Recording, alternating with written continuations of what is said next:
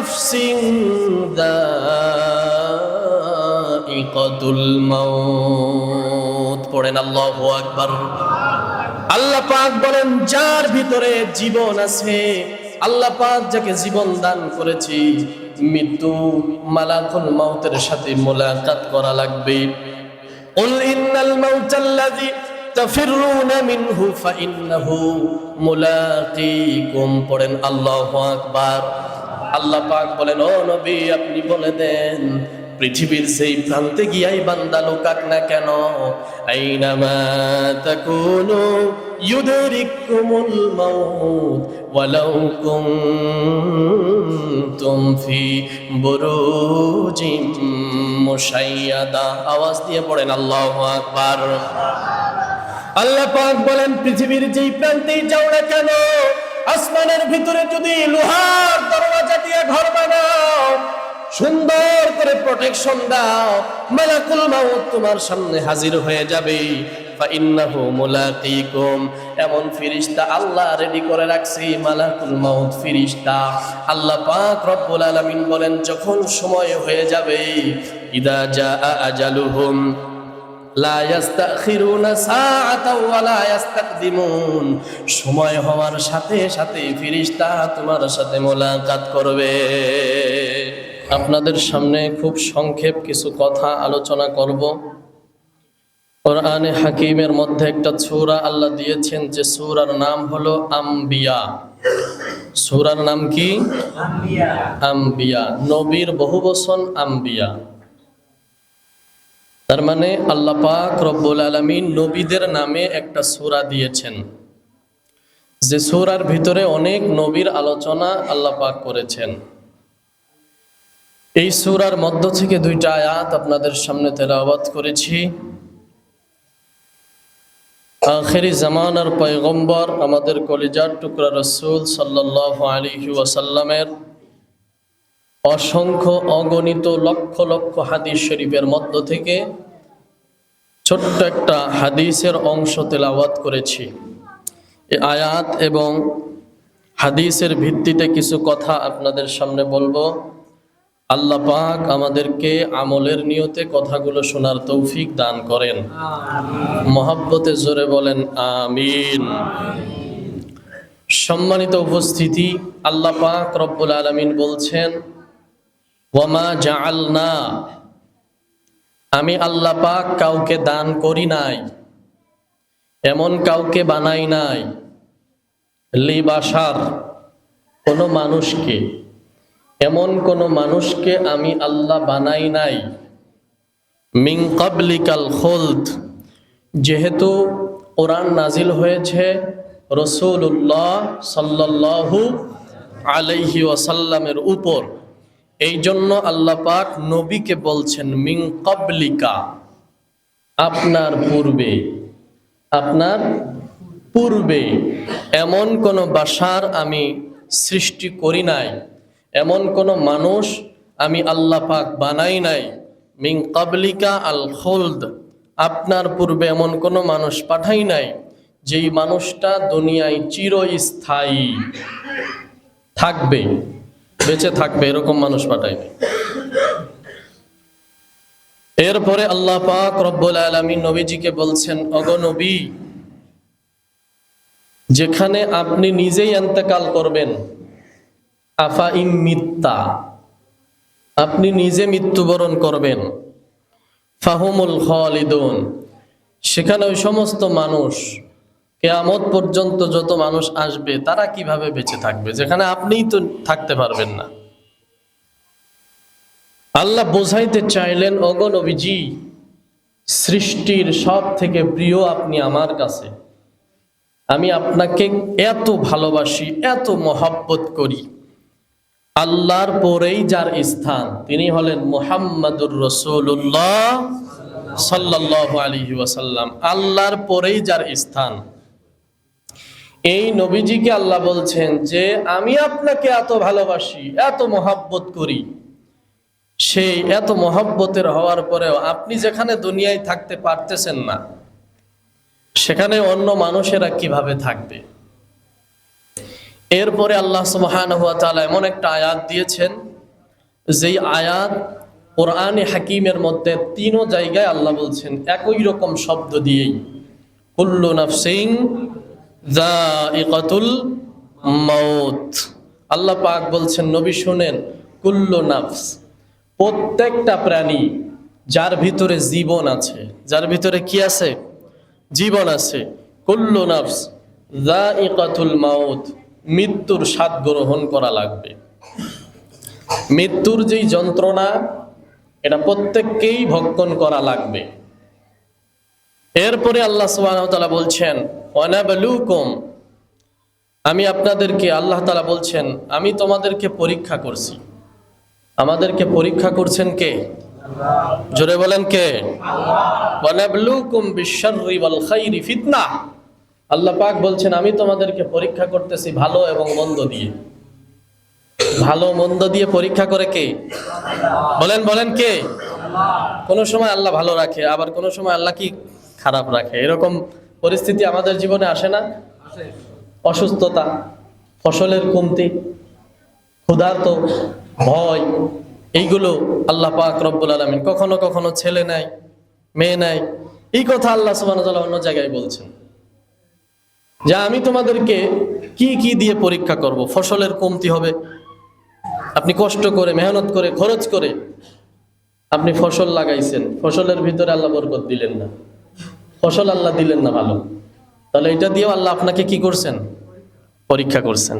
আবার এমন একটা মুহূর্তে আপনার একটাই মাত্র সন্তান, আপনার চলার ক্ষমতা নেই, একটাই আপনার সন্তান, সেই সন্তানকে আল্লাহ মাঝে মাঝে উঠায় নেয়, ইন্তেকাল দিয়ে দেয়। এটা দিয়েও আল্লাহ কি করে? বান্দাকে পরীক্ষা করে। প্রিয় ভাইরা আমার, তবে আল্লাহ পাক পরীক্ষা করে, এবং বান্দা যদি ওই অবস্থায় ধৈর্য ধারণ করে, বিপদ আপদ মুসিবতে যদি বান্দা ধৈর্য ধারণ করে, তাহলে আল্লাহ পাক রব্বুল আলামিন বলছেন, বিপদের সময় যেই জিনিসটা হারাইছে, হারানোর ফলে যেই বান্দা বান্দি ধৈর্য ধারণ করবে, আমি আল্লাহ তার থেকে উত্তম জিনিস তাদেরকে দান করব। সুবহানাল্লাহ। প্রিয় ভাইরা আমার, আমি ছোট্ট একটা হাদিস আপনাদের শোনাই। আল্লাহর রাসূল সাল্লাল্লাহু আলাইহি ওয়াসাল্লামের একজন সাহাবী ছিল আবু সালামা। নাম কি বললাম? আবু সালামা। তার স্ত্রীর নাম ছিল উম্মে সালামা। স্ত্রীর নাম কি ছিল? মুখস্থ করবেন। স্বামীর নাম আবু সালামা, স্ত্রীর নাম উম্মে সালামা। প্রিয় ভাইরা আমার, এই উম্মে সালামা হাদিসটা বর্ণনা করতেছে, এইভাবে হাদিসটা বর্ণনা করতেছে যে, আমরা মদিনায় থাকতে শুরু করলাম, আমাদের আত্মীয় স্বজন কেউ নাই, আত্মীয় স্বজন কেউ নাই, আমি আর আমার স্বামী, বাস এই দুজন মানুষ আমরা মদিনায় থাকতে শুরু করলাম। এমন সময় আমার স্বামী, সাহাবায়ে কেরামের একটা সুন্নত ছিল, সেটা আপনাদেরকে বলছি। সাহাবায়ে কেরাম মসজিদে নববী থেকে, ওই সময় তার এরকম মাইক ছিল না যে নবীজি মাইকে বয়ান করবে আর সবাই শুনবে, বা এরকম প্রচারের মাধ্যম ছিল না, এই যে ক্যামেরা ফিট করা আছে, এটা দিয়ে অনেক মানুষ পরে দেখবে, তো এরকম তো পরিবেশ ছিল না। তো আল্লাহ রাসূল বয়ান করতেন, সাহাবায়ে কেরাম শুনতেন, শুই না তাদের সুন্নত হলো বাড়ি যেয়ে ওইটা বলে দিতেন। সুবহানাল্লাহ পড়েন। নিজের স্ত্রীকে বলতেন, ছেলেকে বলতেন, মেয়েকে বলতেন যে রাসূলুল্লাহ আজকে এই কথা বলেছেন। প্রিয় ভাইরা আমার, উম্মে সালামা বলে, একদিন আমার স্বামী খুব খুশি, আসছে বাসায়। আসার পরে আমি জিজ্ঞাসা করলাম, স্বামী আমার, আপনি আজকে এত খুশি, কারণ কি বলেন তো? স্ত্রীর এই কথা শোনার পরে আবু সালামা ডাক দিয়া বলতেছেন, ও আমার কলিজার টুকরা স্ত্রী, আমি আজকে খুশি কেন? কারণ নবীজি বলেছেন, বিপদ আপদ মুসিবতে যদি কেউ ধৈর্য ধারণ করে আর একটা দোয়া পড়ে, সেটা হলো ইন্না লিল্লাহি ওয়া ইন্না ইলাইহি রাজিউন, এর সাথে নবীজি আরেকটু আমাদেরকে শিখায় দিয়েছে যে তোমরা বলবা, আল্লাহুম্মা আজুরনি ফি মুসিবাতি ওয়া আখলিফ লি খায়রাম মিনহা। সুবহানাল্লাহ পড়েন। এর মানে হলো আল্লাহ আপনি বিপদ আপদ মুসিবত দিয়ে যা নিয়ে গেছেন তার থেকে উত্তম বদলা আমাকে দান করেন। সুবহানাল্লাহ। তো যেই ব্যক্তি ইয়াকিনের সাথে ইখলাস নিয়ে তাওয়াক্কুল করে বিপদের সময় এই দোয়াটা পড়বে, অবশ্যই আল্লাহ রাসূল বলেছেন উত্তম প্রতিদান আল্লাহ দান করবে। সুবহানাল্লাহ। আমার ভাইয়েরা, উম্মে সালামা এই কথাটা শুনলেন। শোনার পরে উম্মে সালামা ডাক দিয়া কয়, দুনিয়ার মানুষ, আমি আর আমার স্বামী দুইজন আমরা মদিনায় থাকতে শুরু করলাম, খুব সুন্দর আমাদের সংসারটা চলে। এমন সময় উহুদের যুদ্ধের দামামা বেজে গেল, আমার স্বামী যুদ্ধের ময়দানে শহীদ হয়ে গেল। সুবহানাল্লাহ। আমার স্বামী যখন যুদ্ধের ময়দানে শহীদ হয়ে গেল, অবশ্যই এটা আমার খুশির সংবাদ, কিন্তু মদিনার মধ্যে কোনো আত্মীয় স্বজন নাই, আমার স্বামী ছাড়া আমার আর কেউ নাই। এমন মুসিবতের সময়, এমন বিপদের সময় আমার মনে পড়ে গেল সেই দোয়া। আমি সাথে সাথে ইখলাস নিয়ে তাওয়াক্কুল করে আল্লাহর উপরে ভরসা করে ওই দোয়াটা পড়লাম, ইন্না লিল্লাহি ওয়া ইন্না ইলাইহি রাজিউন। আল্লাহুম্মা আজুরনি ফি মুসিবাতি ওয়া আখলিফ লি খায়রাম মিনহা। উম্মে সালামা ডাক দিয়া কয়, আমার স্বামীর বলে দেওয়া সেই দোয়ার কথা আমার মনে পড়ে গেল। এমন কঠিন মুহূর্তে, কঠিন সময়ে আমি আমার জবান দিয়ে তাওয়াক্কুল করে যখন এই দোয়াটা পড়লাম, কিছুদিন পরে নবীর অনেক সাহাবায়ে কেরাম আমার কাছে বিবাহের প্রস্তাব দিল। ও উম্মে সালামা, জীবনে চলতে গেলে তোমার বিবাহ করা লাগবে, তোমার সন্তানাদি আছে, তোমার স্বামী নাই, মদিনায় কোনো আত্মীয় স্বজন নাই, বিবাহের প্রস্তাব দিলাম, বিবাহের প্রস্তাবে যদি রাজি থাকো তাহলে বলে দাও, বিবাহ করব, তোমারও একটা ব্যবস্থা হয়ে যাবে, সন্তানদেরও একটা ব্যবস্থা হয়ে যাবে। এমন সময় উম্মে সালামা বলেন, ও পৃথিবীর মানুষেরা, আমার একজনকেও পছন্দ হয় নাই, মানে পছন্দ হয় নাই তা নাই, নবীর সাহাবীরা সবাই সুন্দর, সবাই ভালো মানুষ, নিঃসন্দেহে ভালো মানুষ, কিন্তু আমার স্বামীর থেকে উত্তম আমি মনে করি নাই। সুবহানাল্লাহ। নবীজি তো বলেছে এর থেকে উত্তম জিনিস দান করবে, কিন্তু যারা প্রস্তাব দিচ্ছে এরা নিঃসন্দেহে ভালো মানুষ, কিন্তু আমার স্বামীর থেকে উত্তম মনে হয় না। সুবহানাল্লাহ পড়ে। আমার ভাইরা, উম্মে সালামা তাওয়াক্কুল করে এর থেকে উত্তম প্রতিদান আল্লাহ কি দিবে? নবীজি তো বলেছেন নিঃসন্দেহে এটা তাওয়াক্কুল করলে উত্তম কিছু পাওয়া যায়। উম্মে সালামা একদিন মশকটা ছিঁড়ে গেছে, পানি তোলা মশক, আগে কূপের থেকে পানি তোলা হইতো, এই মশকটা যখন ছিঁড়ে গেছে উম্মে সালামা ওইটা ঠিক করতেছে। এমন সময় একজন সাহাবীকে নবীজি পাঠালেন, এক বর্ণনায় সাহাবী পাঠাইলেন, আর এক বর্ণনায় নবীজি নিজে উম্মে সালামার কাছে গেলেন। সুবহানাল্লাহ। নিজে উম্মে সালামার কাছে গেলেন, ডাক দিয়া বলে, উম্মে সালামা, শুনছি তোমার বড় বিপদ, তোমার স্বামী ইন্তেকাল করেছে, শাহাদাত বরণ করেছে, তোমার বড় বিপদ, যদি আপত্তি না থাকে তোমার সন্তান তো আমার সন্তান হয়ে যাবে, তুমি যদি বিবাহের প্রস্তাবে রাজি হও, আমি রহমাতুল লিল আলামিন বিবাহের প্রস্তাব দিলাম। সুবহানাল্লাহ। আমার ভাইয়েরা, উম্মে সালামা ডাক দিয়া কয়, ও পৃথিবীর মানুষ, আমি আমার জীবনে এটা কল্পনাও কোনোদিন করি নাই আল্লাহ এরকম উত্তম প্রতিদান দিবি। আমার স্বামী ইন্তেকাল করার পরে তাওয়াক্কুল করেছি, দোয়া পড়েছি, আল্লাহ পাক রব্বুল আলামিন আমাকে পৃথিবীর সব থেকে শ্রেষ্ঠ মানুষ রহমাতুল লিল আলামিনকেই আমার স্বামী বানায়া দিয়েছে। সুবহানাল্লাহ। প্রিয় ভাইয়েরা, আমার জন্য বিপদ আপদ মুসিবত আসবে, ধৈর্য ধারণ করা, কি করা বলেন, জোরে বলেন, ধৈর্য। কিন্তু আমাদের তো ধৈর্য নাই। যেই বান্দা ধৈর্য ধারণ করবে, ধৈর্য ধারণকারীর পুরস্কার কি?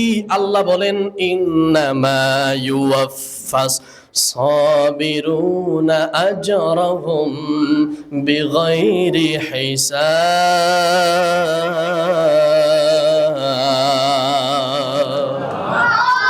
যারা বিপদে মুসিবতে ধৈর্য ধারণ করবে আল্লাহ পাক বলেন এদেরকে বিনা হিসাবে আমি জান্নাত দান করব। শুধু তাই নয়, দুনিয়ায় যারা বিপদে মুসিবতে থাকবে আল্লাহ পাক বলেন ইন্নাল্লাহা মাআস সাবিরিন, নিঃসন্দেহে আমি আল্লাহ পাক সবরকারীদের সাথেই থাকি। সুবহানাল্লাহ। ধৈর্য ধারণকারীর সাথে আছেন কে? জোরে বলেন কে? প্রিয় ভাইরা আমার, এই জন্য বিপদ আপদ মুসিবত আমাদের জীবনে আসবে, আমরা কি ধৈর্যহারা হব? বলেন ধৈর্যহারা হব না, ধৈর্যহারা হব না। আর বিপদ আসলে আমরা ইন্না লিল্লাহি ওয়া ইন্না ইলাইহি রাজিউন, যে কোনো বিপদে আমরা এটাকে বানায় নিয়েছে যে মরলে পড়তে হয়, ঠিক কি না? মরলে মাইকে অ্যানাউন্স করে ইন্না লিল্লাহি ওয়া ইন্না ইলাইহি রাজিউন, কিন্তু না, প্রত্যেকটা বিপদ আপদ মুসিবতে আপনি পড়বেন ইন্না লিল্লাহি ওয়া ইন্না ইলাইহি রাজিউন। এর অর্থ হলো ইন্না লিল্লাহ, নিশ্চয় আমরা কার জন্য? বলেন আমরা কার জন্য?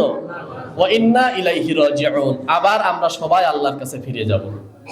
এজন্য প্রত্যেকটা বিপদ আপদ মুসিবতে এটা পড়ব, এবং সাথে সাথে নবীজির শেখানো সেই দোয়া আল্লাহুম্মা আজুরনি ফি মুসিবাতি ওয়া আখলিফ লি খায়রাম মিনহা, আল্লাহ আমি বিপদে মুসিবতে যেটা হারাইছি এর থেকে উত্তম বদলা আপনি আমাকে দান করেন। সুবহানাল্লাহ পড়েন। এজন্য এই দোয়াটা আমরা সবাই মুখস্থ করে রাখবো, পারবো না ইনশাআল্লাহ? যারা মুখস্থ করতে চান ইনশাআল্লাহ আমার সাথে কথা বলবেন, আমি দরকার হয় লিখে দিব, তারপরেও এটা আপনি সারা জীবনের জন্য মুখস্থ করে রাখবেন। যখনই বিপদ আসবে আল্লাহর উপরে একনিষ্ঠ তাওয়াক্কুল করে আপনি এই দোয়াটা পড়বেন। আল্লাহ তৌফিক দান করুক, জোরে পড়ে না আমিন। প্রিয় ভাইরা আমার, কেন আজকে এই বিষয়ে আলোচনা নিলাম, তার কারণ হলো গত পরশুদিন একজন মারা গেছে, ঠিক না? আমরা জানাজা আদায় করেছি, এরপরে আজকে আমার ফুফাতো বোন ইন্তেকাল করেছে। সবাই দুনিয়া থেকে বিদায় নিবে আস্তে আস্তে, কেউ আগে কেউ পরে, কেউ আগে কেউ পরে। এই জন্য কবি বলেন ইহা হাম সব মুসাফির হাই, কবর আখের ঠিকানা, কোই আগে রওয়ানা হয় কোই পিছে রওয়ানা। এই জন্য আমরা সবাই বিদায় নিয়ে চলে যাব, সবাই দুনিয়ায় আমরা মুসাফির। দুনিয়ায় আমরা কি? জোরে বলেন দুনিয়ায় কি? মুসাফির। এই মুসাফিরি হালাতে আমরা আসার পরে কত বাহাদুরি, কত কি, এটা করতে হবে ওইটা করতে হবে, মানুষকে মানুষ মনে করে না, আল্লাহর সামনে জবাবদিহি করতে হবে, এই ভয় অন্তরের ভিতরে আসে না, ঠিক কিনা বলেন? কিন্তু আল্লাহ পাক বলছেন এই ভয় যাদের ভিতরে নাই, সে টাকাওয়ালা হলেও ক্ষমতাওয়ালা হলেও আমার কাছে কোনো সম্মান নাই। সুবহানাল্লাহ। ইন্না আকরামাকুম ইনদাল্লাহি আতকাকুম, আল্লাহর কাছে সম্মানিত ওই ব্যক্তি, সে যদি রিক্সা চালকও হয়, ভ্যান চালকও হয়, সে যদি খেটে খাওয়া মানুষও হয়, জমিনে যদি কাজও করে, আল্লাহ পাক বলেন ইন্না আকরামাকুম ইনদাল্লাহি আতকাকুম, তোমাদের ভিতরে ওই ব্যক্তি আমার কাছে সম্মানিত যার ভিতরে তাকওয়া আছে, যার ভিতরে আমি আল্লাহর ভয় আছে। সুবহানাল্লাহ পড়েন। যেন তাকওয়া নিয়ে নিয়ে, ভয় নিয়ে নিয়ে, কবরের ভয়, আখেরাতের ভয়, কেমনে আল্লাহর সামনে দাঁড়াবো, জাহান্নামের কঠিন আযাব কেমনে সহ্য করব, এই ভয় নিয়ে নিয়ে দুনিয়ায় যদি কোনো বান্দা চলে, আল্লাহর কসম ওই বান্দার দিয়ে কোনোদিন গুনাহ সংগঠিত হবে না, ঠিক কিনা বলেন? আমার ভাইয়েরা, আল্লাহ পাক রব্বুল আলামিন নবীজিকে বলেন, ও নবী, যেখানে আপনি নিজে থাকতে পারবেন না সেখানে অন্য মানুষ কেমনে থাকবে? আপনি তো আমার পেয়ারা রাসূল, আপনি তো আমার মোহাব্বতের রাসূল, আপনি যেখানে দুনিয়ায় চিরস্থায়ী থাকবেন না সেখানে অন্য মানুষ কেমনে থাকবে? আল্লাহ পাক বলেন, যার ভিতরে জীবন আছে, কুল্লু নাফসিন যায়িকাতুল মাউত, পড়েন আল্লাহু আকবার। আল্লাহ পাক বলেন, যার ভিতরে জীবন আছে, আল্লাহ পাক যাকে জীবন দান করেছে, মৃত্যু মালাকুল মাউতের সাথে মোলাকাত করা লাগবে। কুল ইন্নাল মাউতাল্লাযী তাফিরুনা মিনহু ফাইন্নাহু মুলাকীকুম, পড়েন আল্লাহু আকবার। আল্লাহ পাক বলেন, ও নবী আপনি বলে দেন, পৃথিবীর যেই প্রান্তে গিয়াই বান্দা লুকাক না কেন, আইনামা তাকুনু ইউদরিকুমুল মাউত ওয়ালাউ কুনতুম ফি বুরুজিম মুশাইয়াদা। আওয়াজ দিয়ে পড়েন আল্লাহু আকবার। আল্লাহ পাক বলেন, পৃথিবীর যেই প্রান্তে যাও না কেন, আসমানের ভিতরে যদি লোহার দরওয়াজা দিয়ে ঘর বানাও, সুন্দর করে প্রোটেকশন দাও, মালাকুল মাউত তোমার সামনে হাজির হয়ে যাবে। ফাইন্নাহু মুলাকিকুম, এমন ফেরেশতা আল্লাহ রেডি করে রাখছে, মালাকুল মাউত ফেরেশতা। আল্লাহ পাক রব্বুল আলামিন বলেন, যখন সময় হয়ে যাবে, ইদা জাআ আজালুহুম লা ইস্তাখিরুনা সাআতাও ওয়া লা ইস্তাকদিমুন, সময় হওয়ার সাথে সাথে ফেরেশতা তোমার সাথে মোলাকাত করবে। ওয়াজাআত সাকরাতুল মাউতি বিল হক, আল্লাহ পাক বলেন, মৃত্যুর যন্ত্রণা এত বড় কঠিন, এটা বাস্তব। দুনিয়ায় থাকার ইচ্ছা থাকলেও যদি কোটিপতিও হও না কেন, টাকাওয়ালা হও না কেন, ক্ষমতাশীল ব্যক্তি হও না কেন, সময় ফুরিয়ে যাবে, দুনিয়ায় থাকা সম্ভব হবে না। ঠিক কিনা আমার ভাইয়েরা? মৃত্যুর যন্ত্রণা এটা কেমন কেমন সত্য। হযরতে ঈসা আলাইহিস সালাতু ওয়াস সালাম, আপনারা সবাই জানেন, হযরতে ঈসা আলাইহিস সালাতু ওয়াস সালামকে আল্লাহ একটা মুজিজা দিয়েছিলেন। তার মুজিজা হলো, কোন কবরের সামনে গিয়া যদি দাঁড়াই আর বলে কুম বিইজনিল্লাহ, আল্লাহর হুকুমে কবরবাসী দাঁড়াও, বলতে দেরি কবর থেকে মুর্দা ব্যক্তি উঠতে দেরি হয় না। সুবহানাল্লাহ। প্রত্যেকটা নবী রাসূলকে আল্লাহ পাক কিছু মুজিজা দিয়েছেন, আশ্চর্য বিষয় দিয়েছেন। যেই মুজিজা দেখানো প্রত্যেকটা রাসূল বলবে তার উম্মতের কাছে যে এটা আমার মুজিজা, এটা আমার অলৌকিকত্ব, তোমরা দেখো আল্লাহ পাক আমাকে দান করেছে, আমাকে রাসূল হিসেবে পাঠিয়েছে, এটা বোঝানোর জন্য। আমার ভাইয়েরা, হযরতে ঈসা আলাইহিস সালাতু ওয়াস সালামকে আল্লাহ এই মুজিজা দিয়েছেন। যখন দাওয়াত শুরু করলেন, আমি তোমাদের মাঝে রাসূল হয়ে এসেছি, আল্লাহ পাক আমাকে রাসূল হিসেবে পাঠিয়েছে, আমাকে গ্রহণ করে নাও, কালিমা পড়ে নাও, তাওহীদ তোমরা গ্রহণ করো। আল্লাহর একত্ববাদের দাওয়াত যখন হযরতে ঈসা নবী দেওয়া শুরু করলেন, শিক্ষিত যারা যারা বুঝবান, প্রকৃতপক্ষে শিক্ষিত, তারা তো গ্রহণ করলো। ঠিক আছে, আপনার মুজিজা দেখে আমরা বুঝতে পেরেছি আপনি আল্লাহর রাসূল। আর যারা মূর্খ, একটু বোঝে সোজে কম, একটু তার সিরা মতো আর কি, ওরা আয়েশা বলে, ও রাসূল আপনি আল্লাহর পয়গম্বর দাবি করেন, ঠিক আছে আপনি মুজিজা দেখান। অনেক পুরাতন গোরস্থানের ভিতর থেকে আপনি যদি একটা লাশ উঠাইতে পারেন এবং কথা বলাইতে পারেন, তাহলে আমরা মেনে নিব আপনি আল্লাহর পক্ষ থেকে রাসূল। সুবহানাল্লাহ। হযরত ঈসা আলাইহিস সালাতু ওয়াস সালাম সব উম্মতদেরকে নিয়ে পুরাতন একটা গোরস্থানের ভিতরে গেলেন। যাওয়ার পরে কবরবাসীর ডাক দিয়া বলেন, কুম বিইজনিল্লাহ, বলতে দেরি কবর থেকে একজন বৃদ্ধ মানুষ দাঁড়াইতে দেরি হয় নাই। সুবহানাল্লাহ। কবর থেকে একজন বৃদ্ধ মানুষ, চুল দাঁড়িয়ে একেবারে সাদা হয়ে গেছে, দাঁড়িয়ে পড়ছে কবর থেকে। আমার ভাইয়েরা, ঈসা পয়গম্বর ডাক দিয়ে কয়, মান আনতা, কে আপনি? এবার মুর্দা ব্যক্তি জবাব দেয়, আনা সাম বিন নূহ। আল্লাহু আকবার পড়েন। আমি হলাম নূহ আলাইহিস সালাতু ওয়াস সালামের সন্তান সাম। এবার ডাক দিয়া কয়, তুমি সাম, এটা কেমনে বিশ্বাস করি? কারণ ওই সময় তো মানুষের চুল দাড়ি সাদা হইতো না। চুল দাড়ি সাদা হয়তো আমার জাতির পিতা ইব্রাহিমের যুগ থেকে, তাহলে ওই যুগে তো চুল দাড়ি সাদা হইতো না, তোমারটা কেন সাদা, কেমনে বুঝবো? এবার সাম ডাক দিয়ে কয়, ও পয়গম্বর, আমার চুল দাড়ি সব কালো ছিল, কিন্তু যেদিন আমার ইন্তেকাল হয়ে যায়, ইন্তেকালের দিন আমি যখন মালাকুল মাউতের সাথে সাক্ষাৎ করলাম, আমি চিন্তা করলাম কিয়ামত শুরু হয়ে গেল নাকি। কিয়ামতের টেনশনে আমার কালো চুল সাদা হয়ে গেছে। আল্লাহু আকবার পড়েন। দেখবেন মানুষ অতিরিক্ত টেনশন করার কারণে চুল দাড়ি পেকে যায়, ঠিক কিনা বলেন?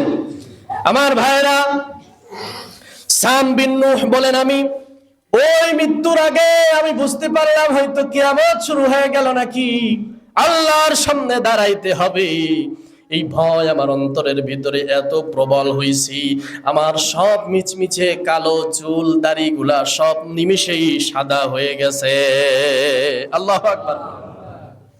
আমার ভাইরা, এবার হযরতে ঈসা আলাইহিস সালাতু ওয়াস সালাম ডাক দিলেন, ও সাম, বলো তো কতদিন আগে তুমি ইন্তেকাল করেছো? ডাক দিয়ে বলেন, প্রায় 4000 বছর আগে। আল্লাহু আকবার পড়েন। কত বছর আগে? 4000 বছর আগে ইন্তেকাল করেছে। ডাক দিয়া কয়, রে সাম, তাহলে বলো তো মৃত্যুর যন্ত্রণা কেমন? মৃত্যুর যন্ত্রণা কেমন? সাম ডাক দিয়া কয়, ও পয়গম্বর, মৃত্যুর যন্ত্রণা এত কঠিন, এত কঠিন। 4000 বছর আগে আমি ইন্তেকাল করেছি। মৃত্যুর যেই যন্ত্রণা, ওটা আমার শরীরের ভিতরে এখনো পর্যন্ত যায় নাই। আল্লাহু আকবার পড়েন। প্রিয় ভাইরা আমার, এই মৃত্যুর যন্ত্রণা প্রত্যেকটা প্রাণীকেই গ্রহণ করা লাগবে। আমার ভাইরা, আপনি যেই দলেরই হন না কেন, যেই টাকাওয়ালাই হন না কেন, যেই ক্ষমতাশীল ব্যক্তি হন না কেন, ইতিহাস পড়ে দেখেন কত মানুষ মৃত্যুর থেকে বাঁচার জন্য কত পন্থা অবলম্বন করেছে, ঠিক না বেঠি? কিন্তু মৃত্যু তাদেরকে গ্রাস করে ফেলেছে, মৃত্যু তাদেরকে মোলাকাত করেছে, দুনিয়ার জিন্দেগি থেকে বিদায় নিয়ে চলে গেছে। আমার ভাইরা, মৃত্যু নামক যানবাহনে উঠা, মৃত্যু নামক গাড়িতে উঠা পরপারে যাওয়া লাগবে, আল্লাহর সামনে হিসাবদিহি করা লাগবে। এই জন্য আল্লাহ পাক রব্বুল আলামিন বলেন, ওয়ানাবলুকুম বিশ-শাররি ওয়াল খায়রি ফিতনা ওয়া ইলাইনা তুরজাউন।